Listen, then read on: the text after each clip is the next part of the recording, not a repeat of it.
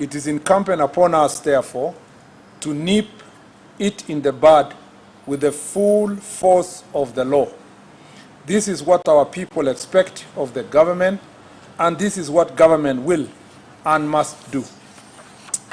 Kenyans watched in disbelief as the brazen attacks on our security installations unfolded on social media and on live television. At Dagoretti police post, for example, the criminals stole guns and razed residential buildings housing officers and their families. In Kikuyu, a mob attacked government offices, torching Kikuyu police station, the sub-county headquarters, National Registration Office, county government offices, the Assistant Chief's Office, the Kenya Forest Service Office, Kikuyu Law Courts, as well as Dagoretti Police Post and police lines. They also partially destroyed the Kikuyu Sub-County Probation Office and damaged 4 motor vehicles belonging to Dagoretti Police Post, including that of the officer in charge. 9 suspects have been arrested to answer to the attack on the Dagoretti Police Post, while others are still being sought.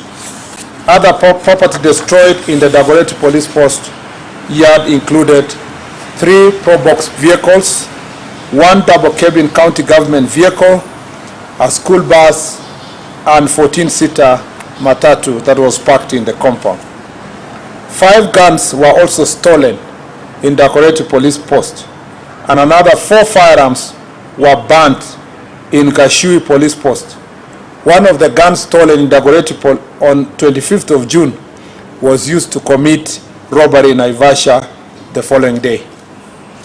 On June 25th, a rowdy group of youth attacked Matu Police Station, leaving 8 officers injured and several government vehicles damaged. That is in Machakos County. The building housing the station was also destroyed. 18 suspects have been charged in connection with this attack. In Machakos County, 66 suspects linked to torching of gas tanker along Kitui Road on 7th July have also been arrested and charged.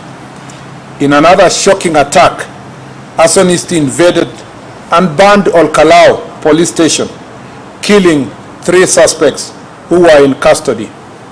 They also torched 26 vehicles, 18 county government motorbikes, burnt down an exhibit store, and destroyed the report office. In Nakuru County, Viwandani patrol base in Naivasha was burnt, while the firearm loaded with 20 rounds of ammunition was snatched by criminals in Shauri Moyo. Several other security installations across the country were attacked, leaving citizens exposed, and a total of 16 police stations and police posts were burnt or destroyed on the 2 days of terror. The destruction of private property. In 2 days of the chaos, many Kenyans suffered huge losses following the destruction of their businesses in various parts of the country.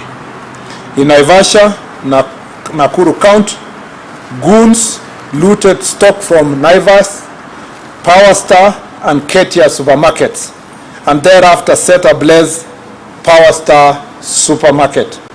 A total of 100 people have been arrested in Nakuru County and charged with various crimes in relation to these acts of criminality. In Ruiru, within Kiambu County, a similar fate befell Quickmart and Carrefour supermarkets, where goons stole property worth millions of shillings after breaking windows and destroying CCTV cameras in the establishment.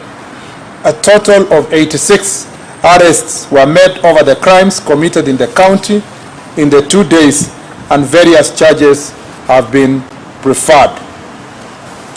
Naivas supermarket within Nyeri town was also broken into and goods worth millions of shillings carted away. 21 suspects have been arrested in connection with this criminal activity. On the same day, a group of rioters invaded Mountain Mall within Kasarani area in Nairobi County, where they looted goods from Naivas supermarket and other shops within the mall. 3 suspects were arrested and arraigned accordingly. At Kidurai 44 area, another set of criminals invaded Kasmat supermarket. In Eldoret, goons broke into Ketia supermarket and stole goods worth millions of shillings, and 12 suspects were arrested and arraigned. In Meru, a group of thugs set ablaze Muguna's supermarket using suspected petrol bomb. Years of investment went up in flames. The criminal elements stole alcoholic drinks also from the 7-Eleven bar. Selenite supermarket was not spared. In the looting and the mayhem, 40 suspects have been arrested in Meru in relation to these criminal acts. In Kirinyaga County, 21 suspects linked to the looting of Nice City supermarket in Mwea town were arraigned. Gangs also torched the Kirinyaga Central NGCDF offices, leading to the arrest and arraignment of 4 suspects. In Kagumo town, mobs broke into county supermarket and stole goods worth millions of shillings. 2 suspects have been arrested and arraigned in connection with the incident, and others are still being pursued. In other reprehensible incident, marauding gangs stopped operating theater at the Kitengela Sub-County Hospital, interrupting an emergency cesarean section and terrorizing patients and medical staff. 2 suspects have been arrested and arraigned in court for this heinous crime. The 2 were granted bail of 50,000 shillings, surely 50,000 shillings only, after invading an hospital and interrupting a cesarean operation. Only 50,000 shillings were granted as cash bail. These lenient bail terms are unacceptable. It is in hospitals that we seek refuge at our most vulnerable moments, and to infringe on this privacy is an offense most foul. Arising out of these unprecedented attacks, close to 1,500 people have been arrested countrywide and are facing various charges, including terrorism, murder, robbery with violence, sexual assault, arson, malicious damage to property, and targeted attacks on strategic national infrastructure. Of these, 50 individuals are currently under investigation by various crimes investigation units, while 71 cases are being handled by the anti-terrorism police unit for offenses related to acts of terrorism. We commend our security agencies for foiling further destruction and wish a quick recovery to the officers injured during this unprecedented violence. The operation was made possible through timely intelligence, which revealed plans to target critical infrastructure, including transport systems. Intelligence-led operations across various counties have resulted in the arrest of individuals believed to be masterminds and financiers, plus the instigators and the direct perpetrators of these criminal acts, including those responsible for incitement to violence and politically motivated mobilization intended to stoke public unrest. Those who incited, organized, funded, or executed these attacks will face the full force of the law. The financiers and political sponsors of this mayhem are being investigated and will soon answer for their crimes. Similarly, any police officer accused of unlawful use of force will face the law. As I speak, one police officer has already been arraigned and is facing murder charges. Further, any excesses by law enforcement officers will be investigated and appropriate action taken on those found to be culpable. Cognizant of the raging debate and national concerns on the use by security personnel, I will this Friday, pursuant to Article 245(4) of the Constitution, be issuing a policy directive to the Inspector General of Police on the use of force and firearm by law enforcement officers. What was witnessed on 25th of June and 7th July was stark testament to the extent to which the sponsors of this anarchy are ready to go to subvert the Constitution. This was not protest. It was pure premeditated criminality, deliberate, dangerous, and deeply disturbing. The right to assemble, demonstrate, picket, march unarmed, and present petitions to authorities is guaranteed by our Constitution, and that cannot ever be taken away. Invasion of hospitals, rape, attack on ambulances, looting of businesses, forceful entry of protected areas, vandalism, erection of illegal roadblocks, and torching of government installations, including police stations and administrative offices, are vile crimes and must be treated as such. We cannot, as government and as a nation, normalize the senseless loss of lives and livelihood and the threat to peace and stability. I once again urge all citizens to reject and denounce violence. I ask all Kenyans to channel their grievances through legitimate and constitutional means and deny criminals the chance to destabilize our great country. To the financiers, organizers, executors, take note. This reign of terror against the people of Kenya and the impunity of criminal gangs must come to an end at whatever cost. Asante sana, and God bless Kenya. Thank you very much. I assume there's no questions. My statement is very clear, and I do not intend to take questions today. Yeah? Asante sana. God bless you. Do you must ask a question? Okay, I'll take only 3 then. And must include one lady. Thank you so much, CS.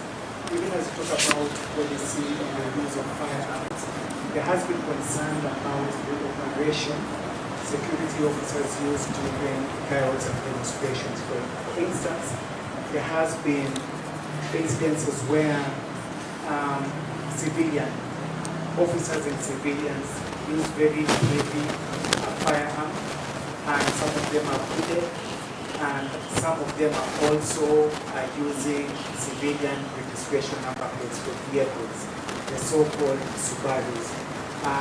Is this particular policy also going to inform or address these concerns? Because in some instances, and especially from the human rights group, they are labeling this squad as the killer squad.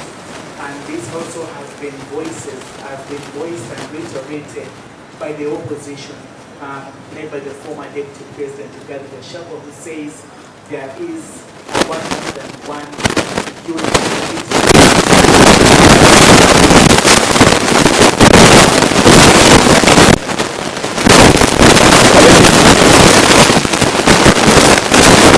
One more gentleman.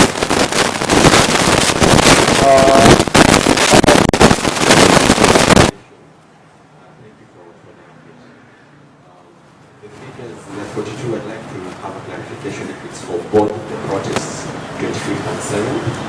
Also, on Sabasaba, there was minimal entrance of protesters to the city. Yet, ironically, it's the day that the numbers were the highest. So people, the killings were recorded in residential areas that are happening.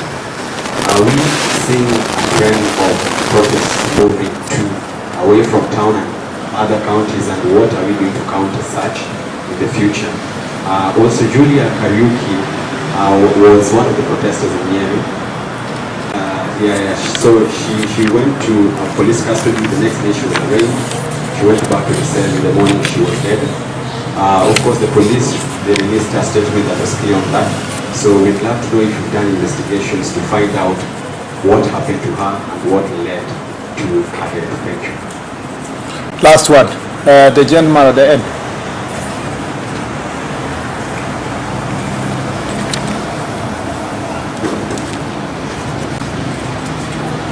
As you know, there were reports that foreigners were involved in the chaos. Can you confirm if that is the case? Thank you. Let me say this. First,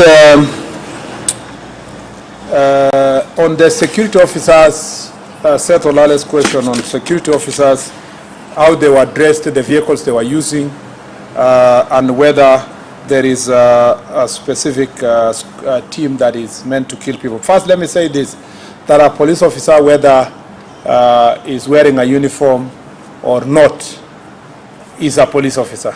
And that police officer is bound by the law. There is no rules that excuse a police officer that if you are not in uniform, you can commit crimes or you can kill people. The same law that upholds killing of citizens by a police officer in uniform is the same law that also upholds the same from a police officer who is not in uniform. There are clearly indicated situations where a police officer may not be required to be in uniform. And sometimes when they're doing investigations. And some investigation officers are always embedded in these situations to make sure that they collect the evidence immediately that will help in apprehending criminals. Police officers also, whether they're using a Subaru or walking on foot or using a lorry, are expected also to abide by the law. And that's why we say that any claims that there is a police officer who is killing people, whether he's in civilian or not, must be investigated, and we must ensure that those who have been affected by their actions are brought to justice. So there is no excuse. The dress code of a police officer is not an excuse. In fact, a police officer who sleeps in his house and there is an emergency and he needs to rescue a citizen does not need to wear a uniform. Just wake up and go and rescue, and then do what you need to do as a police officer. Then the rest is, the uniform is just for identification, when you need identification. So the point I want to make here is that all cases of excesses reported will be investigated equally. Number two is to say that there is no non-police squad that is involved in killing people, at least not in this administration, and not that the cabinet secretary is aware of. It would be unconstitutional and illegal to establish a squad anywhere in Kenya to kill people. All the squads, all the police formations and units in the Republic are intended to protect people, not to kill people. Their responsibility is to protect the citizens of Kenya. On the question of numbers, the 42 are for the 2 days on the 25th of June and 7th of July. On the 25th, the numbers recorded, and official recorded by National Police Service is 17. On the 7th, it was 25. And a good question is, how come even after we have blocked the city, the access to the city, more people died? You see, the criminal activities were happening all over the country. And in that situation, banning of supermarkets, invasion of police stations. In fact, more police stations were invaded outside the city than in the city. And you are right to say that there seems to be a new epicenters outside the city for this kind of protest. By the way, I need to say that, and it's in the statement, that this is unprecedented. In the past, we have had, of course, maandamano across the country, but the ones that are targeting specifically police stations, this is the first time that you can really say police stations are being, specifically targeted, which is a very unique phenomenon. and we are concerned, and that's why some people are being charged for terror, because you know by the time you're going for police station, your intention is not to pass your message. It's not even your intention to loot.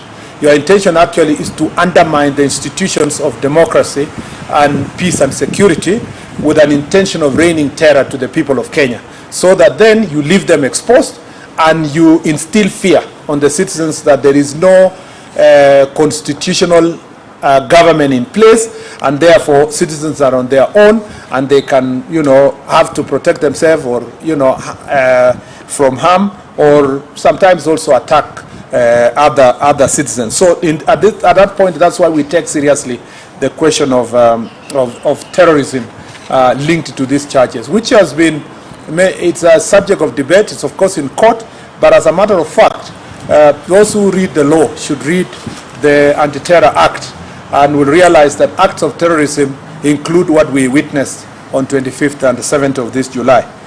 The other thing that I needed to emphasize here in that regard is that the fact that nearly 1,500 people are being arraigned in various courts, and we must thank our courts because they have been cooperative in most of the instances to make sure that we get also relevant time for investigation and so forth. You will realize that this administration means business, and the National Police Service means business when we told the public that people will be held into account. I look forward to successful prosecutions and convictions so that the people of Kenya can begin to separate the wheat from the chaff, and so that we can start knowing, separating those who are exercising Article 37 rights in the Constitution and those who are intended in violence. And then hopefully then going forward, after we weed out all these criminal acts and they get severe convictions and punishment, Kenyans will go back, you know, criminals will now leave citizens who want to exercise Article 37 of the Constitution to come to the streets, and the police will be escorting them as they do their protests peacefully. That is what we are looking forward to. And as I've said before, and I wish to emphasize, that my dream is to see a country where peaceful demonstrators in their thousands are walking in the streets, carrying their pamphlets and regalia and paraphernalia, and being escorted by police officers, marching through defined routes and within designed areas, and with time that has been allocated, and in the evening shake hands with the police officers, and everybody goes home without harming the citizens of this country. That is really what is promised by Article 37 of the Constitution, and we hope we can reach there as a nation.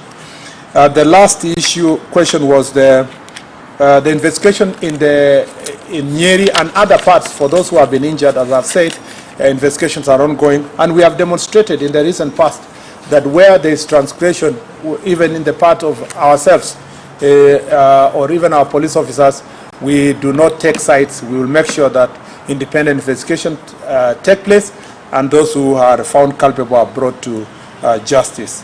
And on the presence of foreigners, at the moment we have not,